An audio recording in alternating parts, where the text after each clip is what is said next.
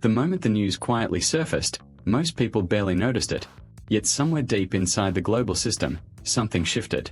A shipment of oil, already on its way, suddenly didn't reach its destination. There were no dramatic announcements, no flashing red alerts on television screens, just a short line in the news cycle that hinted at a much larger story. The United States had stopped an oil shipment meant for China.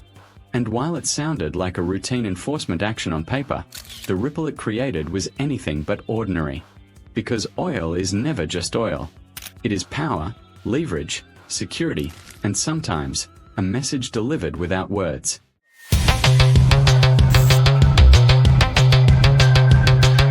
At first glance, this seemed like another technical decision wrapped in legal language, but if you paused for a second and looked closer, you could sense the tension hiding underneath. Two of the world's most influential economies were once again standing on opposite sides of an invisible line, testing how far influence could stretch without snapping. For China, energy isn't just a resource, it's the lifeblood of growth, stability, and long-term planning. For the United States, control over trade routes, enforcement mechanisms, and global norms has always been a quiet way of shaping outcomes without firing a single shot. What made this moment unsettling wasn't the action itself, but the timing. The global economy is already walking on thin ice, supply chains are fragile, and energy markets are hypersensitive to even the smallest disruptions. In such an environment, stopping an oil shipment sends a signal that travels much faster than the ship ever could. It tells markets to pay attention. It tells governments to reassess their assumptions. And it tells ordinary people, even if they don't realize it yet, that the price of stability can change overnight. As the story unfolded, analysts tried to frame it as a predictable move, something expected within existing rules and agreements. But beneath those explanations was an uncomfortable truth. This wasn't just about compliance or paperwork. It was about control in a world where influence is increasingly exercised through pressure points rather than open confrontation. Oil happens to be one of the most sensitive pressure points of all. For China, the reaction wasn't loud, but it was unmistakable. When a country that relies heavily on steady energy flow sees even one shipment disrupted, it triggers a deeper question about vulnerability. How exposed are we really? How dependent are we on systems we don't fully control? And what happens if similar actions become more frequent, more targeted, more strategic? These are not questions answered in press conferences. They are discussed quietly behind closed doors, where long-term strategies are adjusted. Meanwhile, from the American perspective, actions like this are often framed as enforcement, not escalation. The language remains careful, almost clinical. But history shows that when enforcement repeatedly affects the same players, it slowly reshapes relationships. Trust erodes. Alternatives are explored. New alliances quietly begin to form. And before anyone officially admits it, the balance starts to tilt.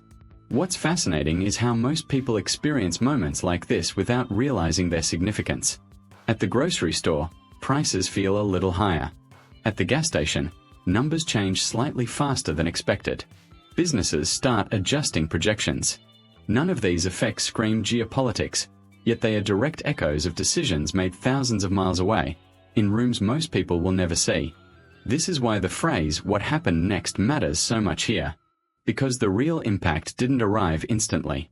It unfolded gradually, through reactions, recalculations, and quiet shifts in behavior. Energy traders began reassessing risk. Shipping companies reviewed routes and insurance costs. Governments watched closely, not just the action, but the response to it.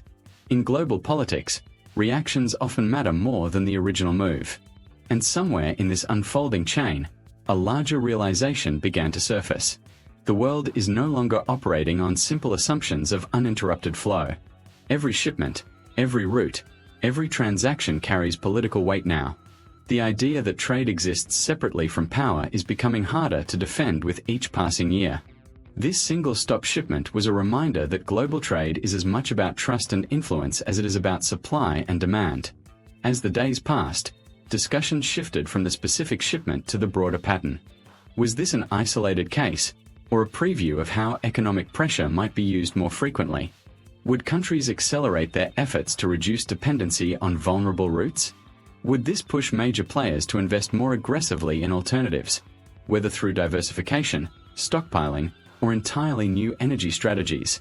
These questions don't have immediate answers, and that uncertainty is precisely what makes moments like this so powerful. When certainty fades, strategy takes its place. And when strategy takes over, the world begins to change in subtle but lasting ways. What's important to understand is that no single event reshapes the global order overnight. Change happens through accumulation. One decision here, one response there, each adding a layer to a much bigger picture. This stop shipment wasn't a dramatic turning point on its own, but it was a clear signal that the rules of engagement are evolving, and those who fail to adapt risk being caught off guard. As we move forward in this story, the focus naturally shifts from what happened to what it means. Not just for governments and markets, but for the direction the world is heading in. Because when energy, power, and policy intersect this closely, the consequences never stay contained for long. They spill outward, touching economies, alliances, and lives in ways that only become clear with time. And this is where things get truly interesting, because the next phase isn't about confrontation, but about adaptation. About how nations respond when they realize that control over resources is no longer guaranteed, and that influence must be constantly defended, redefined, and sometimes quietly renegotiated. The shock wasn't just the stoppage itself. It was the realization of how fragile the system has become, and how quickly the ground beneath global trade can shift. The moment the shipment was stopped, the silence that followed was louder than any public statement could ever be. In global politics, silence is never empty. It is loaded with calculation, restraint, and messages meant only for those who know how to read between the lines. What seemed, on the surface, like a routine enforcement action quickly began to ripple outward, touching energy markets, diplomatic corridors, and strategic alliances. Traders paused, governments reassessed their language, and analysts began asking a deeper question. Was this about oil, or was oil just the excuse? Because when a single shipment can trigger this much unease, it usually means something far bigger is moving beneath the surface. For China, the incident landed at a sensitive moment. Energy security isn't just an economic concern there. It's tied directly to stability, growth, and long-term planning. When supply chains feel uncertain, even briefly, it forces decision-makers to zoom out and reconsider dependencies they'd rather not talk about publicly. This wasn't outrage for the sake of anger. It was frustration rooted in a realization that global systems China relies on can still be influenced by decisions made far from its borders. And that realization carries weight, especially when the world is already navigating fragile balances and shifting power centers. Meanwhile, in Washington, the conversation was less about confrontation and more about signaling. Actions like these are rarely impulsive. They are designed to communicate boundaries without crossing into open conflict. By stopping the shipment, the US didn't just interrupt a transaction.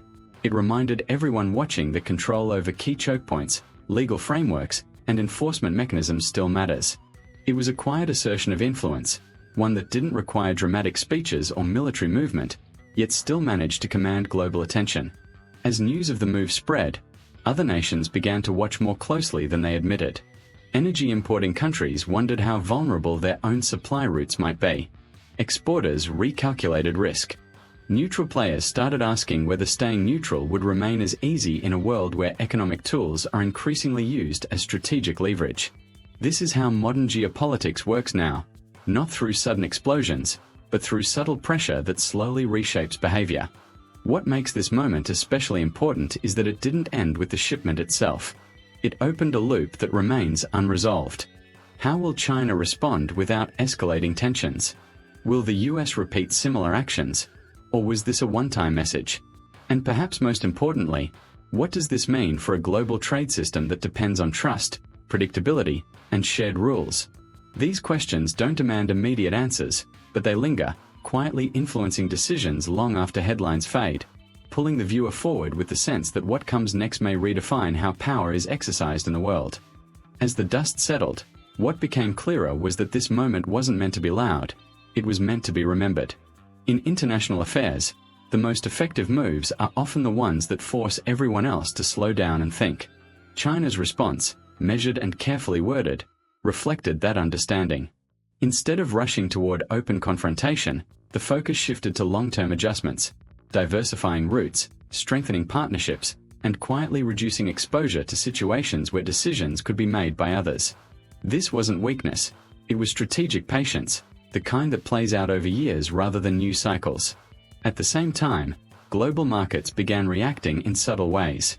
Prices didn't explode, but confidence wavered. Investors don't just respond to what happens, they respond to what could happen next.